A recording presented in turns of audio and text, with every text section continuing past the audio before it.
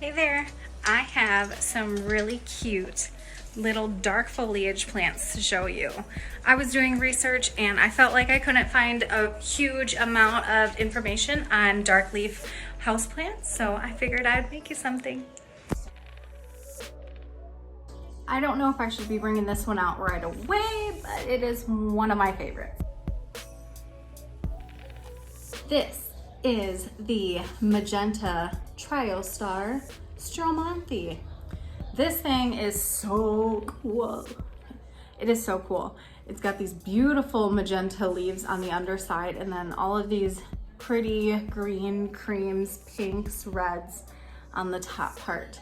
Now, she can be a little bit finicky and I'll tell you why. So this plant prefers like a distilled water or like a reverse osmosis system. If you have it, you'll notice the plant's leaves start to get kind of brown and icky, and that could be a clue to watering. So keep her moist because she is a tropical plant, and I hear actually does well with low light. So I would recommend putting this one in northeast facing window. You could do a dome over this one as well if you wanted to, and even though it could be a lot of maintenance taking care of this one, I think I'm gonna just go ahead and get these babies named while we're here. So with the high maintenance, I don't know why, but I'm thinking Regina George, but she's not gonna get hit by a bus. All right, typically called a rattlesnake plant because of the different pattern on the long leaves and kind of that like crinkled look. It's got really pretty dark burgundy undersides. God, love this plant. It is in the Calathea family, so this is considered like a prayer plant. It likes moist to humid environments. It does like low light, not zero light. It likes low light, so medium light to low indirect light would be okay for this plant. You'll find it really forgiving. But yeah, and this one also really prefers that distilled water or reverse osmosis, so it might be kind of finicky, or just if you have city water. Sorry. Even like the Britas won't get rid of the city water. It's fluoride and chlorine. You'd be best off just letting your, like boiling it down or leaving your pot of water that you're going to use to water your plants out for like an hour to overnight to help those things evaporate out of the water. After those showstoppers, this is gonna be a really sad one to show you. I think it's called Firewoman. It's a begonia and it's supposed to be big and beautiful and have silvery foliage and fairly easy to take care of. Baby lime. This thing has been nothing but trouble for me.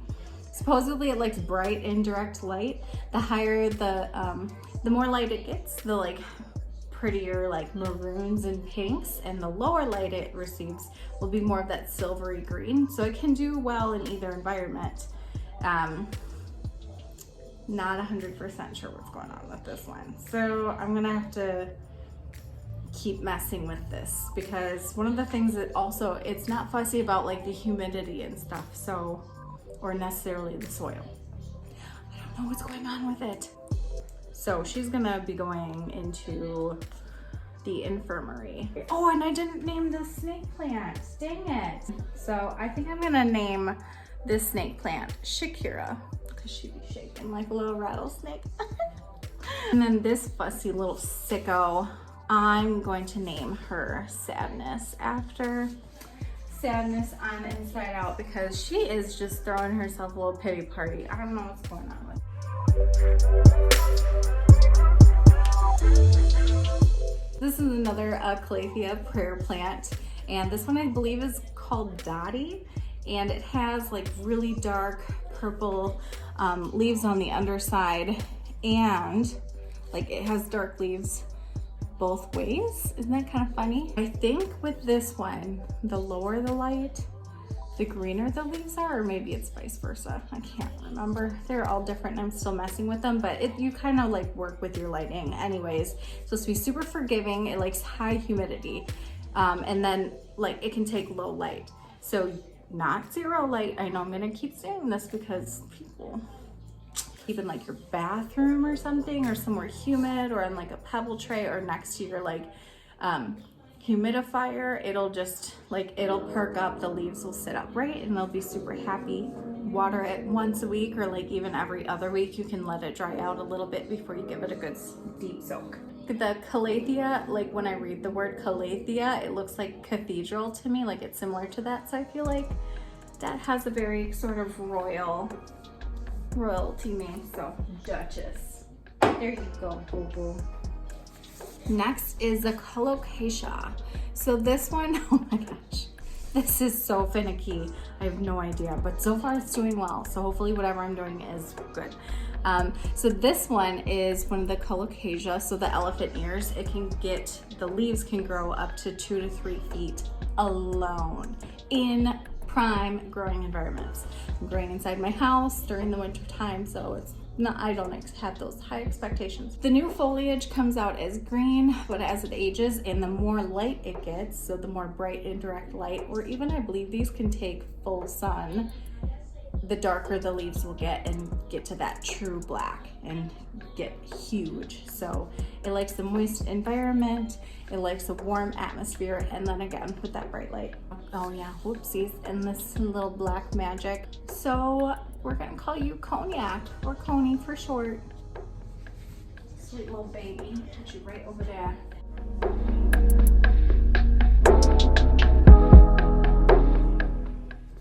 This one is a sweet little peperonia.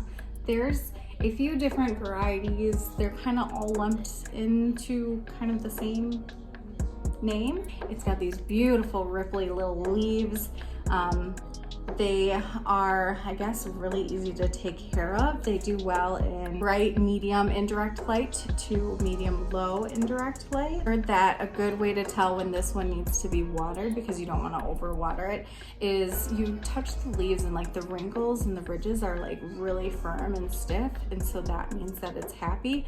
Once it starts becoming really soft or almost like flat, that's when you know that you need to water this baby. This peperomia, I like the name Pepper, but I'm thinking more of like Piper. So I'm gonna name this one Piper after one of my favorite characters in the TV show Charmed from back in the day. But that this one's also slow growing and it stays pretty compact. So in case you have a smaller space to be growing in, this would be a really good option for you.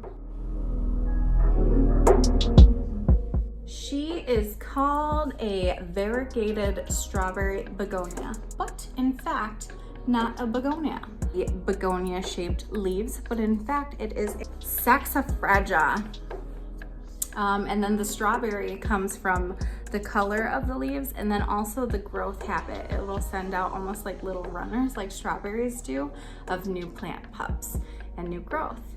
So far, it likes bright indirect light. You'll get more of those pink hues from this one. Well watered, she likes a drink. Oh yeah, I hear that you don't want to get the leaves wet, so this one will benefit from bottom watering or even having like a little pebble tray that it sits on to stay nice and humid and moist, and don't get the leaves wet because it could just lead to like, it's prone to certain diseases and stuff with the little leaves. But she is so cute. And with my little strawberry wine country song, I gotta name her after one of my girls. So I'm gonna name her Shania.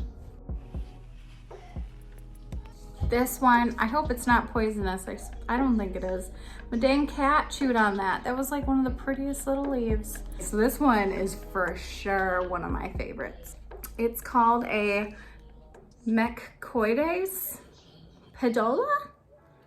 I say that questionably because I don't really know how to pronounce it. And this one benefits from like lots of humidity, loves a warm environment. So if you can put this in a warm environment and a dome, man, that thing will love it. It's like medium to bright indirect light. You'll get more of like a bushier habit out of this plant.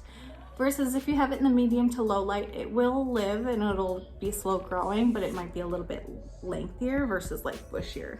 It's also called a jeweled orchid, and it's got these pretty like striking lightning bolt details on it, and it's got this very pretty velvety texture. Definitely one of my favorites.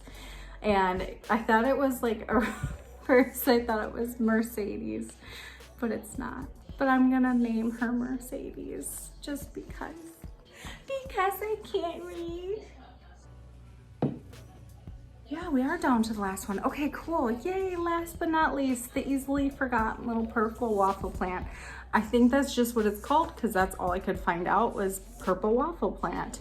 So supposedly it's super easy. It's part shade to like medium to bright indirect light or watering. So just like with your other house plants, you know, stick your finger in there, and if it's dry, you know, like a finger length down, give it a good soak, let it drain off, and then, you know, put it back where it lives. This one is non-toxic for sure. So it's safe around your little fur babies and stuff, and kids and real babies.